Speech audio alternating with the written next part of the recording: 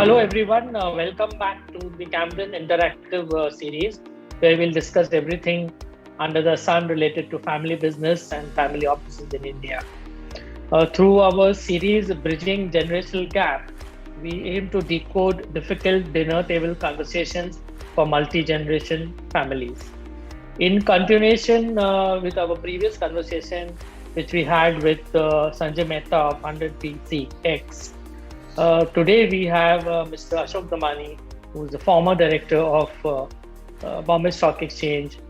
He has been the broker on the Bombay Stock Exchange and active investor in public markets since 1983, for almost 44 years, more than 45 years. 1977. I'm sorry, I'll correct myself. He's been active in the stock market since 1977. तो लगभग अभी 40 साल के ऊपर हो गए, 45 years, and he's a veteran. इनसे काफी सीखने को मिलेगा about stock markets.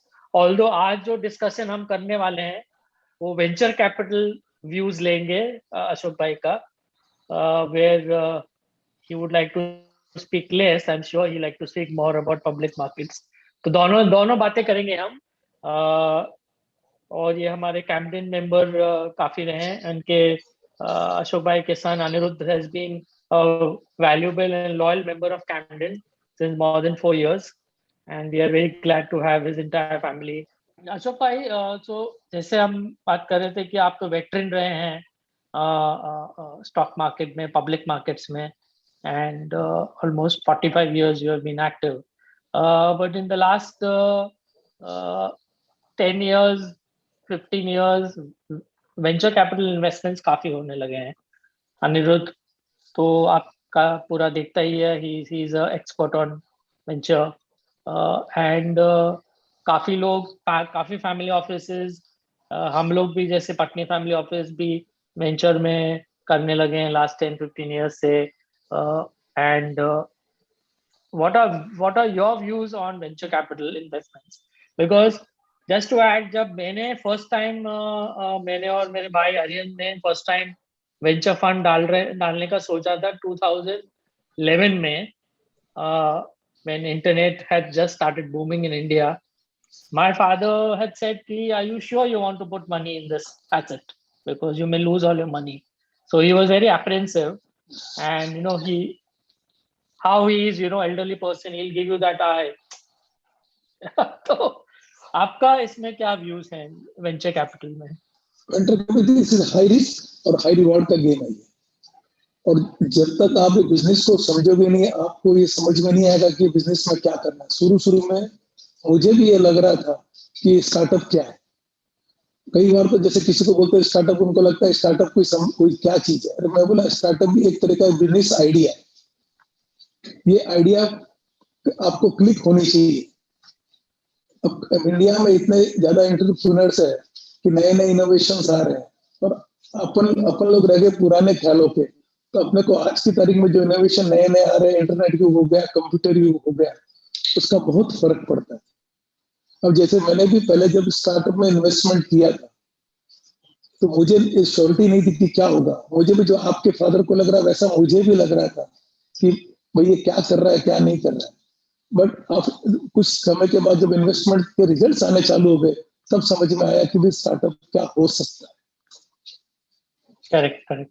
आपको लगा कि अभी इस समय अगर हम देखें, और आपने जैसे स्टार्टअप्स में 10 साल पहले से स्टार्ट किया इन्वेस्टमेंट्स, तो क्या चेंजेस हुए हैं स्टार्टअप वर्ल्ड में? आपको लगा कि ये इंडस्ट्री मैच्योर हो गई है, और इसमें अगर हम लोग सीरियसली इन्वेस्ट करें और with little bit of more logical investment, it can bring down the risk. So what is the changes happened which you have seen over the last 10 years in the venture industry?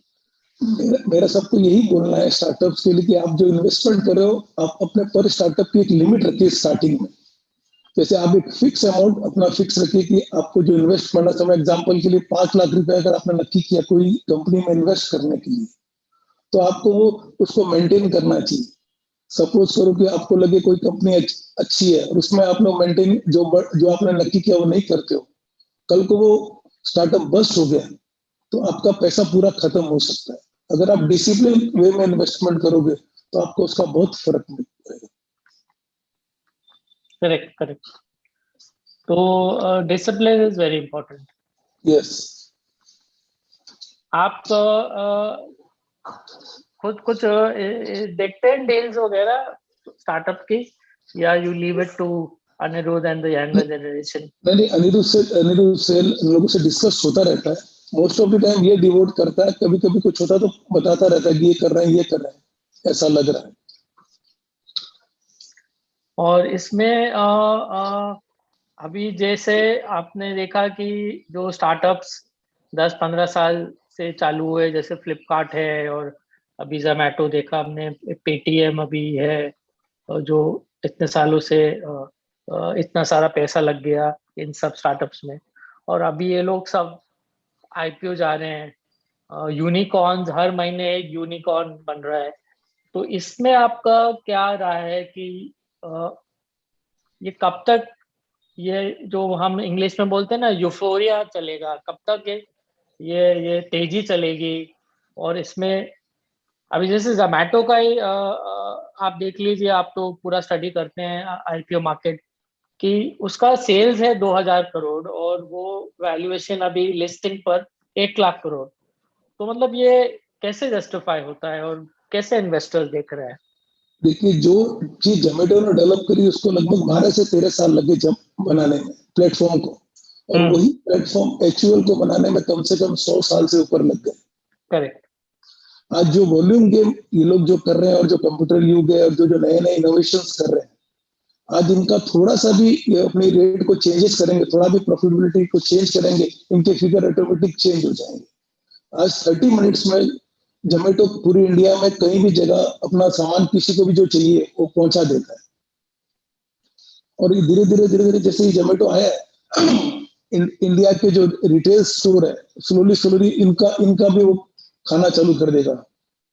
कारण कि जिस हम्म। Speed से ये delivery कर रहा है, जिस speed से पूरी इंडिया में फैल गया है, ये एक आम कंपनी के लिए इतना इजी नहीं है जितना इसने कर दिया प्लेटफॉर्म। ये प्लेटफॉर्म में भले बनाने में इसको खर्चा लगा, बट धीरे धीरे इसका स्केल बहुत अच्छा हो जाएगा।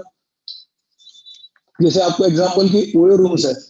ओयो रूम्स कोई होटल ओन नहीं करता था। जब हम लोगों ने पहला इन्वेस्टमेंट ओयो रूम में किया था, उस टाइम में मुझे इतना कॉन्फिडेंस नहीं था, मैं भी उस मीटिंग में गया था। वो लड़के की खाली इनोवेटिव आइडिया थी, और उस लड़के की वर्थ उस टाइम में मुश्किल से 50 लाख रुपए की में नहीं थी। जो लड़का 50 लाख की वर्थ नहीं थी, आज उसकी कंपनी की वैल्यूएशन हो गई more than 80,000 crore rupees. Correct. और उस कंपनी में जब हमने इन्वेस्ट किया, हमारा फर्स्ट इन्वेस्टमेंट, हमने कभी सोचा भी नहीं कि ये इन्वेस्टमेंट अपने को कहाँ क्या हाइट पे लेकर जाएगा। हम्म। हम्म। आज छोटी सी अमाउंट में, एग्जाम्पल के लिए हम लोगों ने मुश्किल से लेस देन 4 लाख इन्वेस्टमेंट किया था। उसमें 50% का हमने एग्जिट ले लिया 4 टाइम्स में, विद इन एक साल के अंदर। और बैलेंस जो 50% था, और जो जो रेट पे हमने दिया, हमको तो लगा कि बहुत अच्छा हुआ, हमने तो अच्छा कमाए, लेकिन उसके बाद भी उसका वैल्यूएशन उसकी उसके बाद भी 12 गुना और बढ़ गई। हमने 1 बिलियन में उसका एग्जिट लिया था, आज उसकी valuation almost more than 70,000 crore की है। करेक्ट। जबकि ये तो कोई होटल ओन नहीं कर रहा है, वो केवल हम्म। प्लेटफॉर्म बना है, उसके प्लेटफॉर्म के ऊपर उसको देखिए आज, और आज भी वो कंपनी कोई अभी तक कोई प्रॉफिटेबल नहीं है, फिर भी इसकी वैल्यूएशन बढ़ती जा रही है। बिकॉज किसी भी टाइम में अगर थोड़ा सा अपने रेवेन्यू को थोड़ा चेंज करेगा, उसके फिगर अपने आप सब चेंज हो जाएंगे। बट ये जो वैल्यूएशंस टेक्नोलॉजी स्टार्टअप्स के हैं, जो अभी जो जो इसमें तेजी आई है, पेटीएम का भी हम देख रहे हैं, और अभी पॉलिसी बाजार का आएगा, काफी काफी लाइन पर है। तो ये कब तक ये रहेगा? बहुत सालों तक आप देखेंगे, या ultimately there will be a slow down? नहीं नहीं, अल्टीमेटली आगे और बढ़ेगा। बिकॉज अपने इंडिया के लिए सबसे बड़ी चीज है कि अपने पॉपुलेशन जो आज है वो इतनी ज्यादा है कि यहाँ कितने भी प्लेयर आओ इतना फर्क पड़ने वाला नहीं। हम्म। हम्म। तो ये जो आप बोल रहे हैं कि use of technology and network effect कि इतना पॉपुलेशन है तो इतने अपने जैसे जोमेटो इतने सारे रेस्टोरेंट्स में कनेक्शंस हो गए हैं, और उसके I think I don't know कितने 6 मिलियन ऑर्डर्स आते हैं हर समय, तो it is increasing day by day, so that I think you're saying is going to ultimately lead to higher and higher usage of such companies. Yes. तो आपका जो अभी family office investments है, it is more towards the public markets, या अगर हम देखें कि 100 में से आपका 80% will be public markets, 20% venture, or how is the asset allocation? या 80-20। Around 80-20. मैं तो And हर आदमी को यही बोलना चाहूंगा कि अपना इन्वेस्टमेंट का सम पार्ट आपको स्टार्टअप में रिस्क लेना चाहिए। लेना ही चाहिए।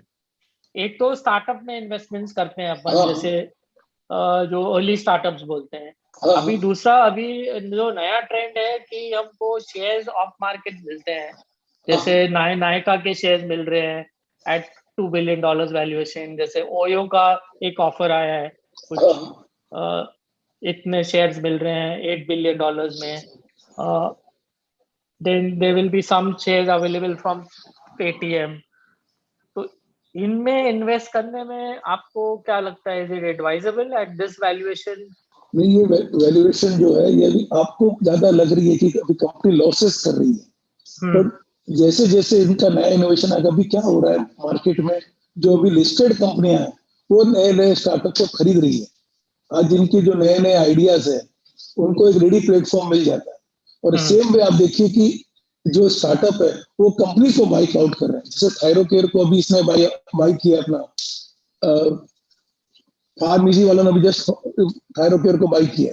ये उल्टा रिवर्स हुआ है, उल्टा, जबकि मोस्टली स्टार्टअप को लिस्टेड कंपनी बाई कर रही है, अब स्टार्टअप लिस्टेड कंपनी को बाई कर रहा है। अब देखिए अगर इनमें एबिलिटी नहीं हो तो ऐसा कैसे आगे बढ़ सकते, बताइए। जैसा स्टार्टअप्स, तो बड़े स्टार्टअप्स हो गए हैं and then they are having enough cash and they can grow by buying more companies and then they can grow bigger.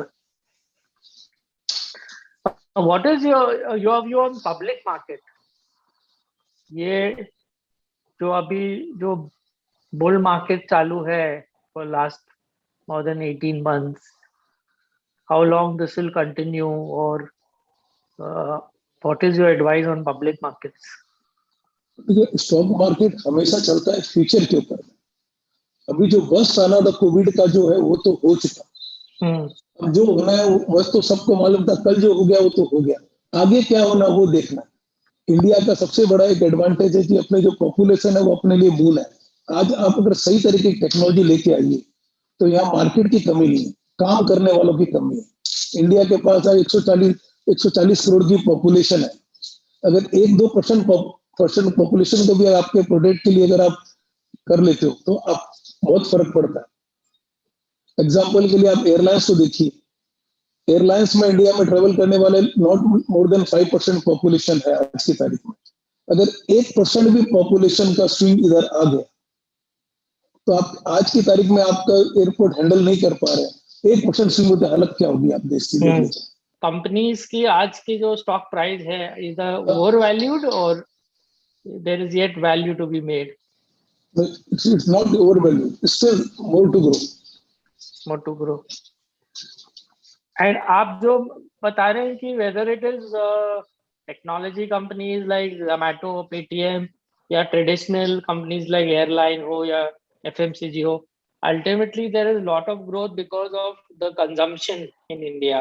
जो एक 140 करोड़ पॉपुलेशन है, उसमें से 10% भी रेगुलर कंजम्पशन में आ गई या 20%, so there is enough of consumption which is going to happen for many years to come. Yeah. और जैसे जैसे नया नया इनोवेशन आएगा वैसे वैसे आपका मार्केट बढ़ता जाएगा उसके साथ। कंपनी का जैसे आज समझो आज किसी कंपनी ने कोई स्टार्टअप को बाय करके उनकी कोई नई आइडिया, समझो उस आइडिया से आपका कॉस्ट ऑफ प्रोडक्शन डाउन हो रहा है या आपको रेडीमेड प्लेटफॉर्म मिल गया सेल करने के लिए। आज जो ये जो बड़े बड़े जो बढ़ रहे हैं सब अपना प्लेटफॉर्म बना के दे रहे हैं, आपको रेडी प्लेटफॉर्म मिल रहा है कि आपको प्रोडक्ट के लिए आपको इतना बड़ा सब नेटवर्क जो इन्होंने बना दिया, आपको प्रोडक्ट ला के केवल देना है और आपको सही चीज डिलीवर करनी है, मार्केट की कमी नहीं। करेक्ट, करेक्ट, सही बात है।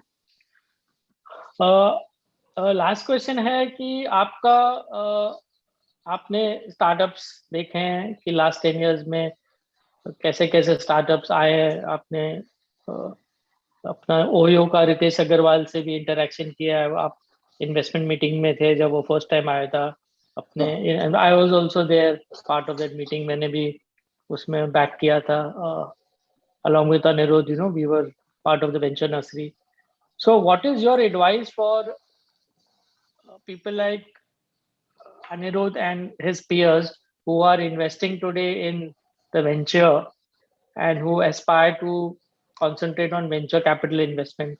उन such investors और next gen के लिए आपका क्या advice है, and what is your kind words for them?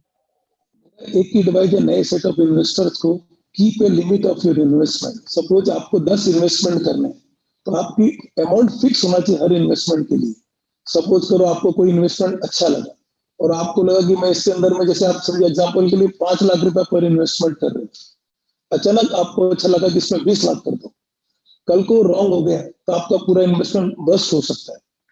आपका डिसिप्लिन होना बहुत जरूरी है। उसके बाद में जो भी इन्वेस्टर इन्वेस्ट करता है उसको मीटिंग्स अटेंड करनी चाहिए। नया नया जरूरी नहीं कि आपको हर हमेशा इन्वेस्टमेंट करना ही करना है। आप ये अगर आपको नहीं समझ में आ रहा तो आप इन्वेस्टमेंट मत करिए।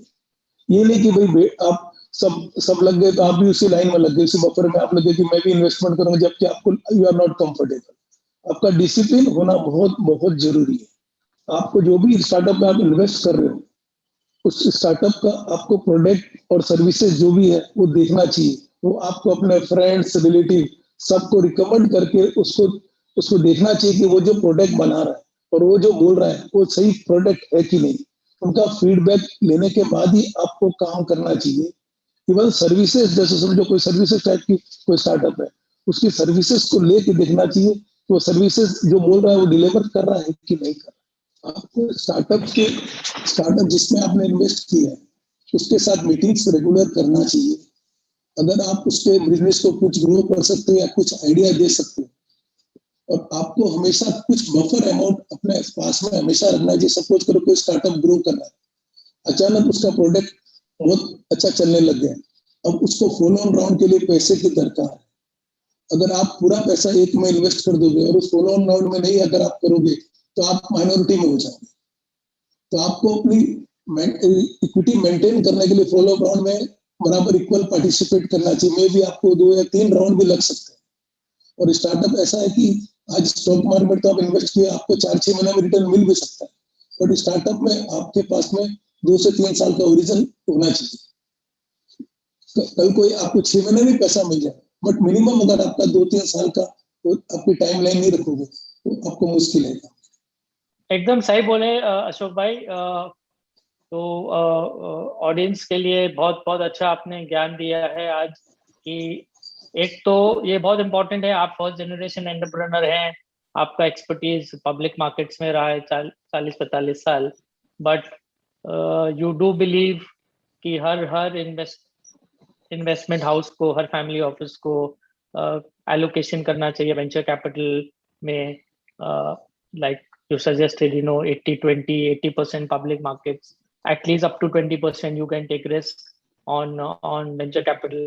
और जो आपने 2-3 चीज कही हैं वो बहुत सही हैं कि वेंचर कैपिटल आप इन्वेस्ट करो तो डील को अच्छी तरह स्टडी करो, diversify your portfolio rather than कि एक डील में आप 50 लाख डाल दो। It's better than you have 10 deals and you put fewer money। Follow on capital के लिए आपको रखना चाहिए, अटेंड द मीटिंग रेगुलरली। समझ नहीं आए इन्वेस्टमेंट स्टार्टअप्स का तो मत करो।